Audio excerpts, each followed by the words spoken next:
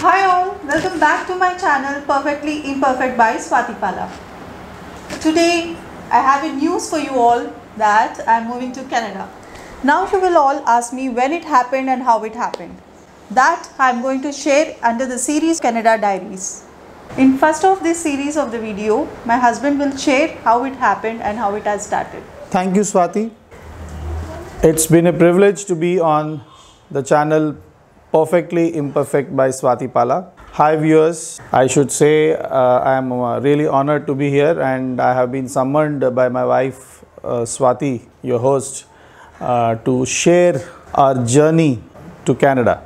Yes, we as a family are moving to Canada soon, and the decision has been almost 2 years back, and since then it has been a continuous effort going through all the procedures and finally reaching a stage where we are now having the confirmation of permanent residency in our hand. Our idea as a couple is to share under the series Canada Diaries our journey, including why we have decided, how we have come to the decision to move, what are the steps involved, what are the procedures, where all we need to take advice. And I say again, take advice, no need to consult, because first 10 to 15 videos of this series would be aimed at making you understand what are the procedures involved and how to do all those ourselves, not to hire any consultant. The first of this series will be how to assess ourselves, that is the self-assessment for immigration to Canada. First, a few points to ponder and questions to answer yourself. I mean, if it is a decision of a husband, then first let husband answer himself, or if it is a decision of the lady of the house, then the lady has to answer herself. So why do I want to go? Is it because of better earnings, better opportunities? Is it just an adventure, different experience, or is it just peer pressure because everybody is going, so that is why we also want to move? No. Every family has its own dynamics, own requirements, parents. Now, once you answer yourself and you are confident of your idea of moving to Canada, together I think what you need to discuss is quality of life, what quality we have now and what quality are we expecting there. Is it own education? Individuals do have an ambition of doing masters at a university abroad. Children's education, the facilities available for them as a family, as individuals, for kids. Do we have family and friends in Canada, across the border in maybe US? And also you look at certain disadvantages. Cold climate, are you sure you can take care of harsh winters do you have in Canada for few months and at few places? And maybe I would have missed, you should list out, discuss, make some sort of a whatever decision matrix you have as a couple, both of you. So you should do that and definitely come to a decision. Yes, let's have a look at and let's try. Actually speaking, after all this, do we have a chance to go in the first place? So that is what I am going to be covering later. Before I say we assess do we have a chance, I would like to just touch upon some common mistakes and misconceptions. So let's look at that. One is the immigration procedures are tough, confusing, difficult. It's very out of the blue, we can't understand, we need somebody to hire, we have to invest some lakh or so. It's not so. You need to approach consultancy for assessing yourself. As I have said, once you come to a decision to go to Canada, we need to get assessed based on your education, age, dependence, everything. Do you need a consultant for it? No, you don't need. There are enough tools to do it. You are a graduate, stroke postgraduate, whoever you are, with your kind of education, and if you are watching me, I am sure you are well educated enough to assess yourself. So big thumbs up, do assess yourself, don't have to go to any consultant for that. Don't go by hearsay. Consultancies can make it happen somehow is again one more misconception. It is not that today I decided, I just pay some few lakhs to one consultant, after 2-3 years he'll make you go there. Not going to happen. The procedures are very transparent, very straightforward. You do have a chance, you do have a chance. If you don't, you don't. Canadian immigration, my experience has been, it's transparent, procedures are clear, selection criteria are clear and very much indicated on all government websites. And again I repeat, government websites, not consultancy websites. Lack of knowledge and corresponding timelines. Some people actually, when they want to go, but they delay the decision saying, let's go after 2 years. So their presumption is that after 2 years, when I decide to go, I'll just go. It is not so. The timelines, depending on your age, depending on the type of immigration you are looking at, is it a student visa or is it a permanent residency, whichever way you are trying, will indicate the timelines, and the timelines at times vary from as low as 6 to 9 months to 2 to 3 years also. So your decision now is not going to make your immigration happen within say 6 months or so. So it is better if you have come to a decision to start straight away. And how to start straight away, I will be covering. Before I just go through the immigration procedures and whatever I would like to share with you, I would like to first tell you all people, open the Canada map and just see what is there in it. You have what you can see in the blue, the British Columbia, the Alberta, Saskatchewan, Manitoba, Ontario, Quebec, and you have some Newfoundland and Labrador and some islands, Prince Edward Island, New Brunswick, Nova Scotia, and towards the north, the Nunavut, closer to Iceland and all.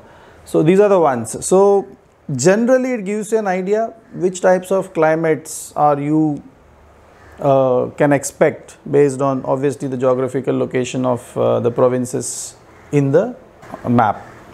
That will give you a fair idea. I think you should do it first. Now you understood the general geography. Now comes to understanding the possibilities. With my limited knowledge, I would like to share two routes. One is the study route and another is a immigration route. Coming to the study route, let's see. It's again, as I said, with my limited knowledge, the study route generally is like this. You just have to give some GMAT sort of an exam. Maybe some universities are giving without it. After you give a GMAT exam or otherwise, basically you apply to the universities, whatever procedure each individual universities will have. Once you obtain letter of acceptance from the Canadian university for any masters or doctoral studies, you obviously have to think whether you have sufficient funds to finance your education there. I just gave a rough figure, including tuition fees and your residential lodging and boarding fees. It may be about 50 lakhs in Indian currency. And then with this in hand, so once you apply for study visa, there are other requirements also, like you need to give an English language test and also credential assessment of your education qualifications, graduation level has to be done. That also I will be covering up when I do the immigration route. But yes, these few things have to be done. Then you apply for student visa. Then you complete the studies and gather work experience, because you will be getting certain amount of hours per week of permission to work there, which can be accounted as a Canadian work experience. So what you have at the end of your master's degree or a postdoctoral studies is that you have a Canadian work experience and you have a Canadian studies. These two are the things which will provide additional points to your profile. How the profile is made and what are the elements involved in it, I will be covering it later. But these two are the ones which will add on to your profile to make your dream of settling in Canada happen. That is why most of the people take a study route. I will be very honest with you. It is not that when you have a student visa, you are guaranteed a Canadian citizenship or a permanent residency. You are still in the process. 2 years, or you achieve the degree, you gather the work experience, again come back to the immigration route with these two added to your profile, and finally you are again, I should say, queuing up to achieve or receive the PR.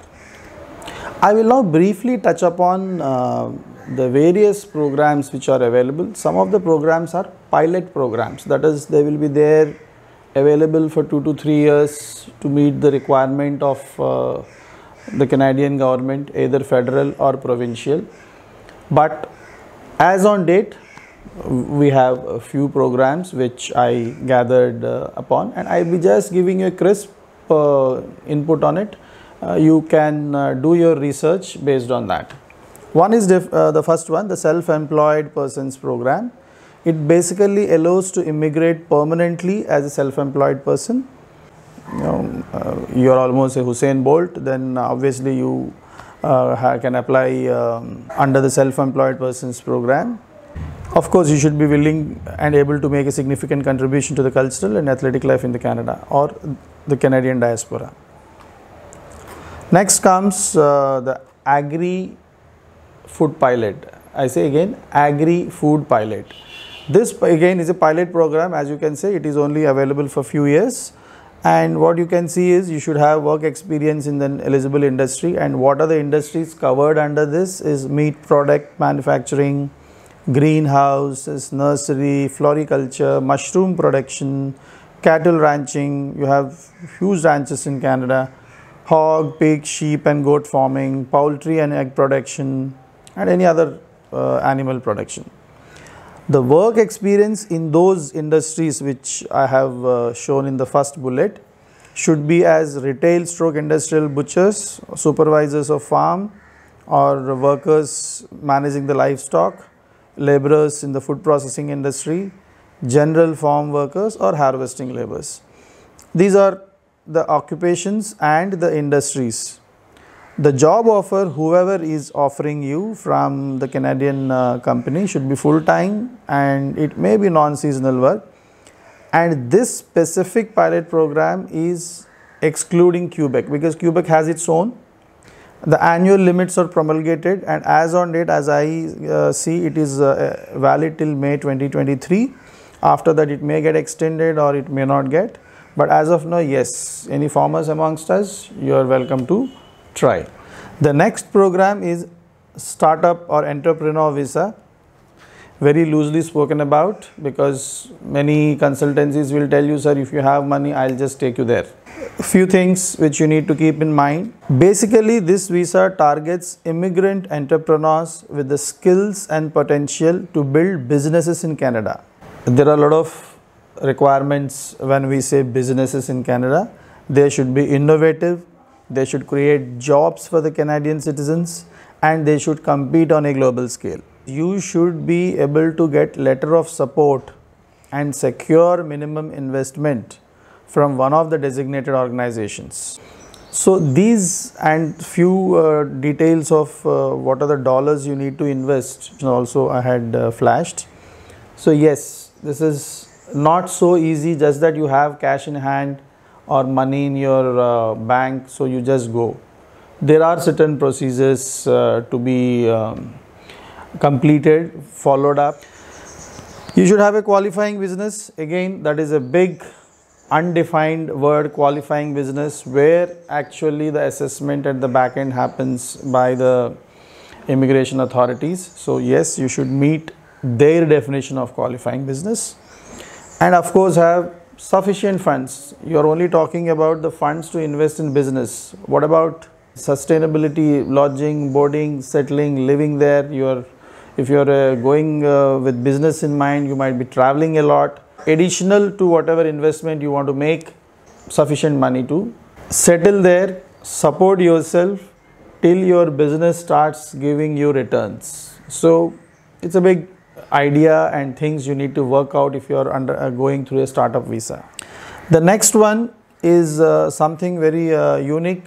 Caregivers, basically it means home child care provider pilot and home support worker pilot program. Again, these are all pilot programs. So that means their continuity is something which you need to look at. It's a 5-year pilot program as on date. So I think it is there till 2024. You can check once again. So all these things you should have in your mind before you approach a consultant. If some people feel I should go to consultant, because I have known cases where these programs are quoted and those programs have expired. So consultants, do play around before you sign the check and hand it over to them. Do go through my video. It will definitely help you.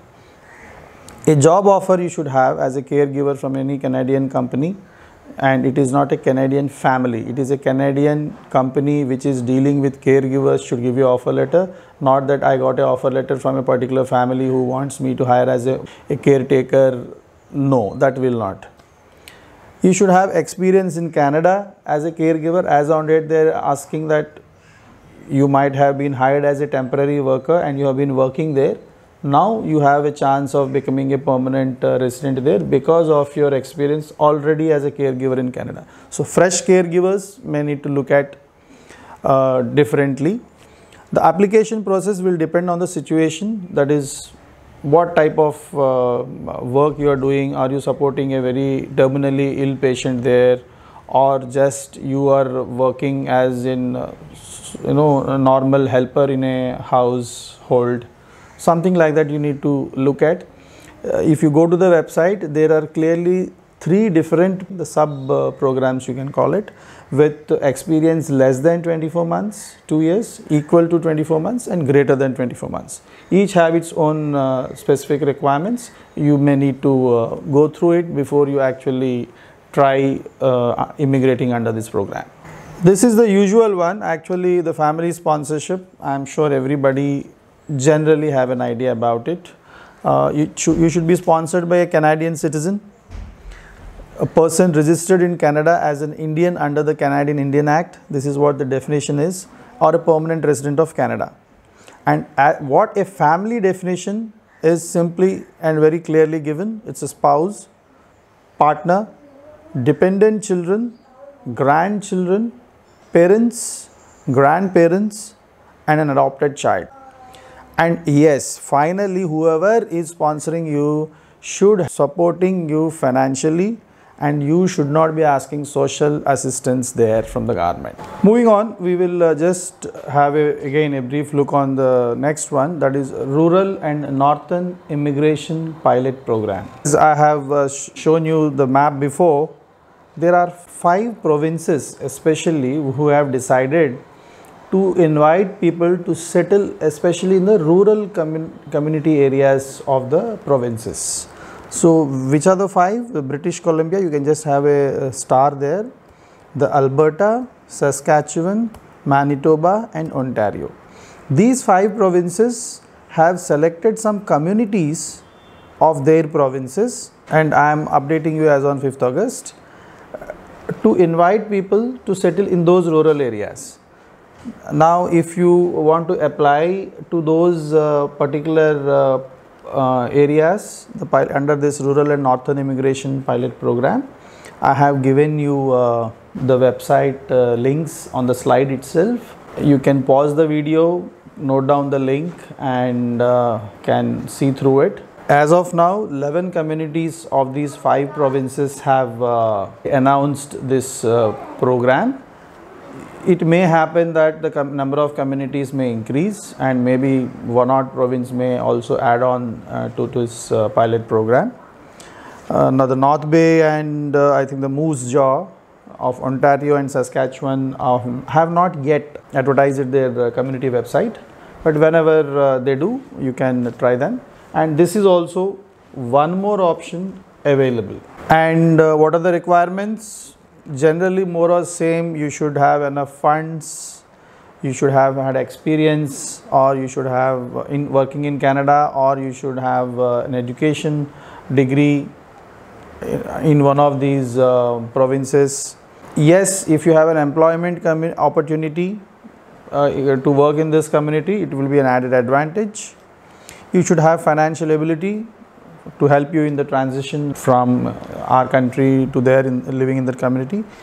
And there are some specific community requirements that I am sure the websites I have given you will clearly advertise their own requirements.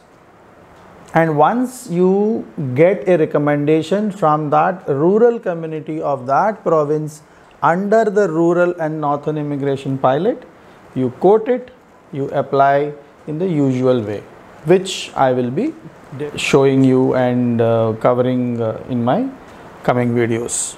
Then comes the Atlantic immigration pilot. Now what is Atlantic means? The Newfoundland and Labrador, the Prince Edward Island, the Nova Scotia and New Brunswick. These are the 4 provinces, and this Atlantic immigration pilot program is basically to settle in these 4 areas. Under this program again there are 3 sub-programs: Atlantic International Graduate Program, Atlantic High Skilled Program and Atlantic Intermediate Skilled Program. Again I said this is a pilot, that means its validity is limited. It is only as on date, valid till 1st March 2021, may be extended. Healthcare professionals as on date are being given high preference under this program. Requirements keep changing. You need to track the updates only, I repeat, only through Canadian government websites. Then comes the Quebec Selected Skilled Workers Program. Yes, you can see on the slide that the blue colored highlighted is the Quebec province. It has 2 stages, this program. First you apply through the provincial Quebec website for immigration, wherein they have its own set of rules, and once you satisfy them, then you will get a certificate of selection, Quebec, CSQ what we call in short, and with that you again follow the usual procedure of immigration at a federal level and you apply. Okay, now moving on to the most spoken about PNP, Provincial Nomination Program. As I have already conveyed to you all in the map I have shown, there are 10 provinces and 3 territories. These 10 provinces do have, most of them, their own provincial websites for immigration. At the same time, you have also something called express entry profile parallelly going. Now what is the difference between these 2 is what I am going to just cover very briefly in the next. Now as I said, there are 10 provinces, so presume that all 10 have their own provincial immigration websites where you create your profile based on age, experience and other qualifications of yours, which if matching with the provincial requirements. Number 1. Please keep it in mind, some provinces doesn't have their own, like Alberta, provide PNP nomination, but they will only consider the people who are in the express entry. So they are not going to ask you to make a profile separately for consideration. They only look at the profile which you already created in express entry, and based on that they will provide you provincial nomination. Now with this background, I would like you to listen to the provincial nomination. Now under this provincial nomination program, non-express entry stream and express entry stream, for both of this you need language proficiency test results and also education credential assessment done through any organizations like WES, World Education Standards. Now you apply through the non-express entry stream, send paper documentation, most of the provinces, digitally also you can do send documentation for scrutiny. Once they have accepted it, and if they have sent you a nomination, and once you are getting that extra points, you definitely have high chances of receiving the invitation to apply, and the rest of the procedure goes on. Now the other way is creating an express entry profile, quoting that express entry profile, go to the individual provincial websites, because the moment you quote an express entry profile number when you are applying for individual province, most of the data has been taken from the express entry profile you already created. So certain questions which you will be required to answer as part of that creating a profile will already taken from the backend. So it is actually doesn't make any difference between creating an express entry profile and not creating and only creating a provincial nomination profile. Be clear about it. The other way is just create an express entry profile, and as I said, some provinces doesn't have their own provincial website like Alberta, and they do consider your express entry profile for the provincial nomination. Okay, now coming to the final, the meat of this whole video, the express entry program or the EE program. This express entry program is basically to immigrate to Canada based on the skills and ability they have to contribute to the Canada's economy. So 3 immigration programs, the economic immigration programs, what they say is Federal Skilled Worker Program, Federal Skilled Trades Program and Canadian Experience Class. The first one generally covers the professionals, the graduate professionals we can say, or the postgraduate professionals like engineers, doctors, accountants, financial advisors, business analysts, and people like that. The skills trades program is basically the trades like carpentry, electrician, plumber, such programs which definitely are to be certified as well. And finally the Canadian Experience Class. The Canadian Experience Class basically implies the people who went there to Canada with a job offer on a temporary basis, gained some experience, people who have did their Canadian education there as part of the study route, MBA or postdoctoral studies, and once they finished their post graduation they will have some experience as well. That adds on to the points. That is why it is called Canadian Experience Class. Now coming to what are the requirements to create an express entry profile. First is language benchmark of the Canada, that is what CLB. So either in English or in French, as I am showing you on the slide, you will be tested in writing, reading, listening and speaking. Please quote, the way you perform in listening test makes a lot of difference in your score of express entry, which I will be in subsequent videos will show you how different it is. The next requirement after your language proficiency is what type of experience you have. Canada has a beautiful way of identifying the occupations with a national occupation code, what we call as NOC code or NOC code. Your experience in India, say as an engineer in a company or as an accountant or as an administration manager, may or may not match with their definition of the same profile.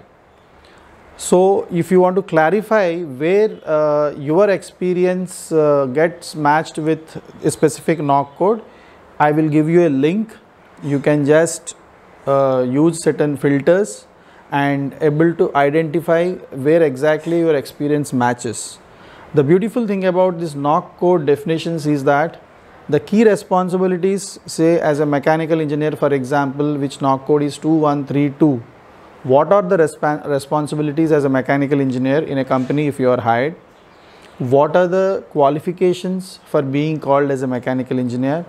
And what type of specific words are used to identify you as a mechanical engineer? Are you a senior engineer? Are you a engineering assistant? Are you a engineer general manager, something like that. But overall, if you look at how this job grouping is done is, I am showing you type 0 or management jobs. Level A is basically professional jobs requiring a degree from a university. Level B are what I was telling you, which require skilled trades, where you need to have a diploma or you might have had a training as an apprentice.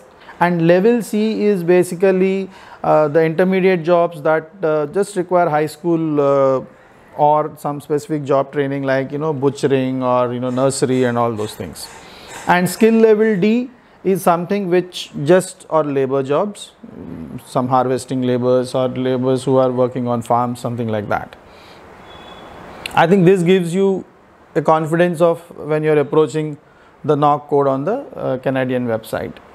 You can pause on this slide and you can just see what I am saying so far. So what you need to look at yourself when you are identifying to have an express entry profile is your language skills, your level of experience, amount of work experience, that is in number of years, job offer if you have or if you don't have, and finally the education where your credential assessment comes into picture. So in simple terms, if you again want to look at this express entry, the step 1 is find out if you are eligible, get your documents ready, submit your profile, and once you submit your profile based on your score, if you make the cut in a normal way or by getting some points through provincial nomination received by you from any specific province, you make the cut and then you receive an invitation to apply, and then you do your medicals, biometrics, your all the work experience which you have identified yourself in your while creating express entry profile, those in physical hard copies or scanned copies are sent to the IRCC for verification. Your police verification is done, background check is done, which takes 6 to 9 months after receiving the invitation to apply. This is how the whole thing works. Okay, I think it's a long video, and towards end I would like to advise all those who wants to move to Canada, please do, and I say please do initiate your education credential assessment through WES, CES, ICAS, IQAS, ICES, MCC, PEBC. You have many options based on your profession. If you are a doctor, you may need to approach a different organization. Prepare for English language proficiency test either through IELTS or TOEFL. Update your passport and dependent passports. I mean, somehow I have seen people just going berserk, going to the consultant without having passport in hand, and sometimes the spellings are wrong, not matching with marriage certificates. All these things, please do. Wherever you are initiating from your process, whatever address you are going to provide for the police verification in future, that address should be there in the passport, which will help you most of the time. Gather your experience certificates against the NOC, the National Occupation Code I have just told you, you are selecting, because at times you get an experience certificate from a company and you select a knock code in while creating an express entry profile, and when it goes for verification, there were cases when the experience certificate given is actually attested by the immigration authorities as a different knock code, because the responsibilities and the work profile given in the experience certificate is not as per their definitions. Please do keep this in mind. This is something, as most of the cases do get rejected. And finally, you need to indicate your last 10 years of stay while you are making your profile. So please get hold of all residential proofs, electricity bills or telephone bills or whatever these things which I have specifically say please do, are some things which you at a later date, when you have invested so much time and energy, and maybe if you go to a consultant money, but you are caught off hand because of lack of these things. So that really help you in your process to be smooth. And finally, thank you for watching me this long. I am sure you spending this much time watching this video, you are more knowledgeable, more confident, and the The next videos which I will be making are shown on the slide. I request your host Swati Pala to keep you appraised of when these videos will be uploaded. Thank you. Bye. I think you have given a good insight. I hope this video answers most of your queries. In the series of Canada Diaries, me and my husband are going to upload more videos to help you in immigration process. Stay tuned and please don't forget to subscribe and press the bell icon. Thank you.